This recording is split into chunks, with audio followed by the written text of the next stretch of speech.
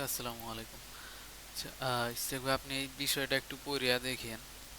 এটা মূলত আমাদের কোড ডিজাইন, আর যে যে বিষয়গুলো আমাদের ট্র্যাক করা লাগবে, র ম্যাটেরিয়ালস, ফিক্সড এক্সপেন্সেস, এখানে সব কিছু বলা আছে। ক্রেডিট পারচেসের সিস্টেমটা, কাস্টমার যদি ক্রেডিট নেয়, instalment, invoice, payment history, payment status, এই বিষয়গুলো থাকবে। আর ডেভেলপমেন্টে আমরা প্ল্যান করছি ওয়ার্ডপ্রেসে হচ্ছে কাস্টম, আমাদের থিম আর কাস্টম প্লাগইন। আর ব্যাক এন্ডে হচ্ছে ওয়ার্ডপ্রেস আর পিএইচপি, ডাটাবেস হিসেবে মাইএসকিউএল। এমনি নেক্সট জেএস বা রিয়াক্ট যা করলে করা যায়, কিন্তু ওইগুলাতে দেখা গেল যে ব্যাক এন্ড আমাদের ওয়ার্ডপ্রেস দিয়ে দিছে, বাট ওই জিনিসগুলাতে ওইগুলা থাকে না। অথেন্টিকেশন, সিকিউরিটি, ওইগুলাতেই একটা ভালো পরিমাণে এনার্জি যায়। এই জন্য আমরা ওয়ার্ডপ্রেসের উপর তৈরি করতেছি, যাতে এটা ইজিলি ম্যানেজেবল থাকে, প্লাস যে কোনো জায়গায় ইজিলি ডিপ্লয়ও করা যায়। নেক্সট ডেস প্রজেক্টগুলো কিন্তু এইভাবে কোনো জায়গায় চাইলে ডিপ্লয় করা যায় না। আর ফিল্টারিংটা, এটা কাস্টম অ্যাডভান্স ফিল্টারিংই থাকবে। আর ডেভেলপমেন্টটা মূলত এইরকম লাগবে। এক্সপেক্টেড 20 দিন আমি ধরে নেব। আর পেমেন্টটা আমি, ভাই, আপনার থেকে এটা 18,000 টাকা এক্সপেক্ট করব। আহ, এটা খুবই ক্যালকুলেটিভ, এবং এখানে আসলে ইয়া দেওয়ার ওইভাবে অপশনও নাই, এইরকমই লাগবে। আর এই ইটা কি যেন বলে, এই পেমেন্টটা পাইলে আমি মূলত ওই যে নাথানের ইটা দেওয়ার চেষ্টা করব। আসলে আমরা ফ্রিল্যান্সাররা দেখা যায় যে মেধা বা আমাদের স্কিলটা সেল করি, বাট ক্লায়েন্টকে দেখা গেছে যে পেমেন্ট করে এইভাবে কিছু পারচেস করা, এটা আর কি খুবই নিউ, বা আমার কাছে অকওয়ার্ড লাগতেছিল। বাট আপনি মিটে ওইভাবে ডিরেক্ট বলে ফেলাইলেন, ক্লায়েন্টও তো শুনে খুশি হইলো। এমনিতে আমাদের দেখা যায় যে ধরেন বললে কোনো আর্টিকেল বেশি দেওয়া যায়। এই যে এই মাসে আমাদের এই যে নিজের দিক থেকে 7টা আর্টিকেল যাবে। আহ, এই যে এইগুলা হচ্ছে অ্যানালাইসিস কইরা, কিওয়ার্ড গ্যাপ বের কইরা, মানে ভালো পরিমাণ এনার্জি যায়। এই যে নাথানের এই যে নতুন আর একটা প্রোডাক্ট, টোটাল 5টা প্রোডাক্টের কন্টেন্ট যাবে। এই নিজের 7টা, 5 সাথে 12টা।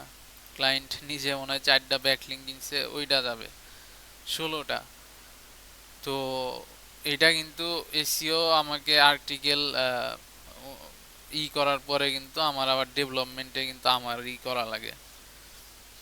আবার সেম ভাবে হচ্ছে প্রত্যেকটা আর্টিকেলের জন্য কাস্টম স্কিমা, এক একটা স্কিমা করতে, তৈরি করতে জান বের হয়ে যায়। ধরেন ম্যানুয়ালি ওয়ার্ডপ্রেস দেওয়া করলে একটা বেসিক স্কিমা তৈরি করে দেয়, বাট আমরা র ভাবে করি, ওটা এক প্রকার কোডিং এর মতো। ওখানে ভালো ব্রেইন স্টর্মিং যায়। এটার জন্য ওই যে ক্লায়েন্টকে দেওয়া যে প্রো কেনাইছি, র্যাঙ্ক ম্যাথ প্রো। প্রো ছাড়া আর কি কাস্টম কিমা রাখতে দেয় না। এই 16টা ইয়ার জন্য 16টা স্কিমা যাবে। এবং আমরা কন্টেন্ট কখনোই আর কি করে লিখি না, কি বলে, চ্যাট জিপিটি বা এইরকম না, খুবই র ভাবে অ্যানালাইসিস করে করে করি। আহ, এবং কন্টেন্টগুলো এই জন্য অনেক ভালো হয়, যে কোনো স্কোরে পাস করা যায়। এরপর এই প্রজেক্টটা 3 মাস হইতে চললো। আমি প্রথম মাস থেকে যা যা নেসেসারি টুলস লাগে, Claude pro, ChatGPT pro, Semrush, Moz, মজটা অনেক দামি। সো সব টুলসই যা লাগে যেন কাজে কোনো ফাঁকি না আসে, কাজে যেন কোনো ঘাটতি না থাকে। কারণ আমি এত ইফোর্ট দিছি একটা নিয়াতেই, আমি নিজেও ডেভেলপমেন্ট থেকে এসিওতে শিফট করতেছি, যাতে আমার একটা ভালো পোর্টফোলিও তৈরি হয়, প্লাস যেন না লাগে, কি বলে, প্রজেক্টে যেন কোনো না হয়, ত্রুটি না থাকে। আর আমি মূলত এটাও ভাবছিলাম যে আরো কিছু প্রজেক্ট আসবে, বাট এই 3 মাসে আমি ইফোর্ট, এই ইনভেস্টমেন্ট গুলা করলেও এই আমাদের কিন্তু নতুন কোনো এসইও প্রজেক্ট আসে নাই, বাট এটা আমরা ভাবছিলাম প্রথম মাসেই হয়তো আমাদের 2-3টা এসইও প্রজেক্ট আসবে, বাট এইগুলা আসবে ইনশাল্লাহ।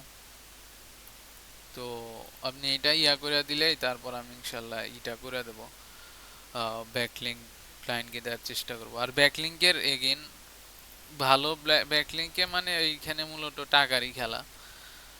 কম টাকায় যে আপনাকে যে দিচ্ছিলাম 5-10 ডলার বা $20 ব্যাকলিঙ্ক, এইগুলা বলা চলে যে মানে ওয়েস্ট অফ মানি।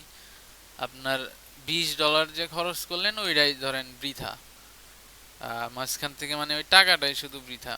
আর একটা কোয়ালিটি ব্যাকলিঙ্কে মিনিমাম $50-60 $75 ই করা লাগে।